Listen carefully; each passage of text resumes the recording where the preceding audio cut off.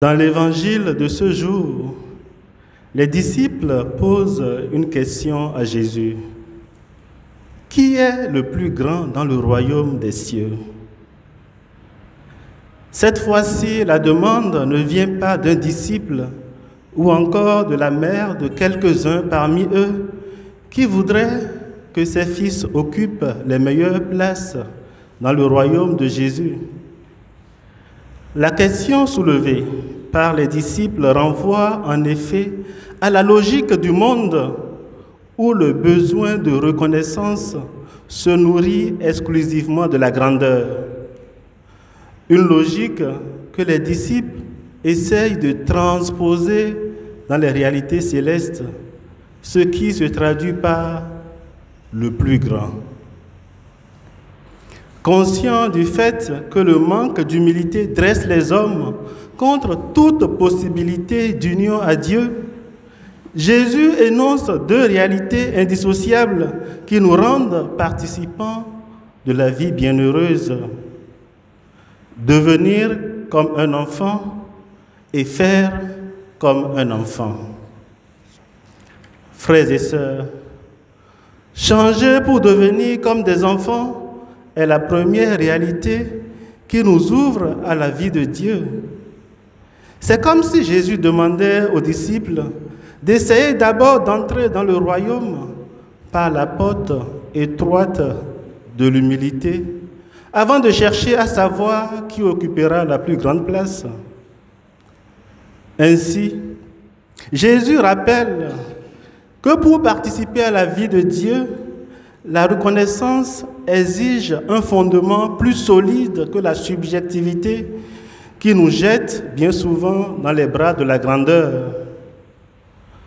Revêtir l'humilité nous fait renoncer à nos calculs sans fondement et absorbe tout notre être dans un abandon total qui est l'expression de tout l'être de l'enfant qui, loin de vouloir forcer la volonté de Dieu, tend uniquement à obéir, à s'abandonner à son bon plaisir, afin d'arriver à cette uniformité de volonté qui est la condition pour être entendu par Dieu et nous laisser enseigner ses chemins.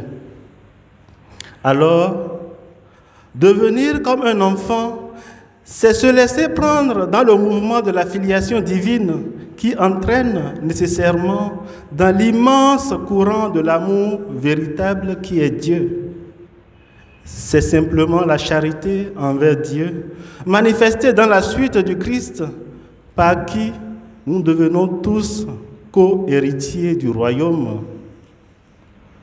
La deuxième réalité soulignée par Jésus est la grandeur dans le royaume des cieux, qui ne peut être obtenue par les disciples que si, après s'être établis dans la filiation divine ordonnée à la perfection, comme cela vient d'être souligné plus haut, ils manifestent aussi la charité dite clairvoyante qui leur fait prendre conscience qu'ils doivent imiter l'abaissement de Dieu en se faisant serviteurs les uns des autres.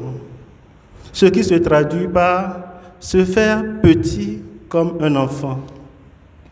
C'est la charité envers le prochain, une charité qui efface mensonge, dénigrement, esprit de domination, haine de la rancœur qui revêtent nos âmes d'un masque de laideur. Frères et sœurs, être grand dans le royaume des cieux revient à vivre la charité parfaite. C'est pourquoi, lorsque nous manifestons le désir de la grandeur du ciel, Dieu nous précipite dans les bras de l'amour qui fait des enfants le modèle des citoyens des royaumes des cieux. Alors, profitons du temps qui nous reste encore, ce temps si précieux durant lequel il nous est encore possible de croître en amour. Et croître dans l'amour veut dire accroître notre gloire dans le futur. Demandons-en le secours de Dieu en criant vers lui sans perdre cœur, comme l'enseigne le psalmiste.